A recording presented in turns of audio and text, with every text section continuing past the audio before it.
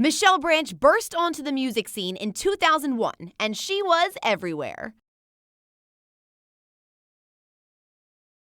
The word icon these days I find to be overused. However, in your case, you truly are an icon of 2000s music, of female singer-songwriters, of pop rock. Oh gosh, thank you. I mean, I don't agree with the icon status. To me, I'm far from it, but I appreciate it. The coolest thing is that people are still wanting to come out and see shows and buy records, and here I am. I've been doing it for 20 years.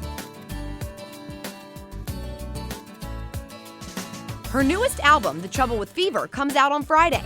She wrote this record entirely during quarantine in 2020. Because we were under lockdown, like so many people, I mean, it was such a bizarre time to try to be creative because I couldn't call session musicians in to play on the record. I couldn't call co-writers in to have fun and collaborate. It's a much more stripped down record. It's probably the first record since 20 years ago when I did Hotel Paper, where I did the bulk of the songwriting by myself. Michelle is kicking off the Trouble with Fever tour, and she's performing at Brooklyn Bowl, Philadelphia on Saturday, the day after the new album drops. By then, you guys will all have the record. Hopefully you guys will know some words to a few of the songs I'm playing. I have not been in a room with a bunch of sweaty strangers playing music in a long time, and I'm very, very looking forward to it. We're going to be playing old songs, new songs, Santana songs, wrecker songs. I don't think I will ever get tired of the way an audience reacts when they hear the first few notes of me playing Everywhere. Michelle's mom is Dutch Indonesian. When Michelle was releasing hit after hit in the early 2000s, there really weren't other Asian American pop stars. Now, as a mom of 3 herself, Michelle recognizes how important that representation was. I remember my first show in San Francisco.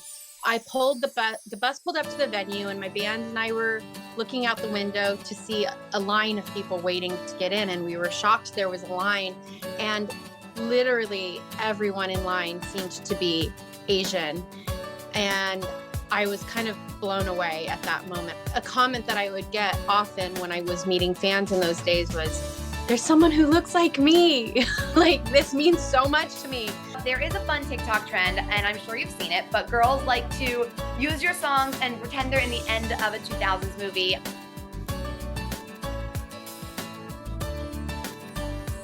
If your life so far was a 2000s movie, which song of yours would you play at the end? It would be Breathe. I don't even have to hesitate. It would be Breathe, and it would be as I'm, leaving New York City in a cab or something. It's going to be a really fun show. So come out and be prepared to sing along. For Philly Live, I'm Sheila Watko.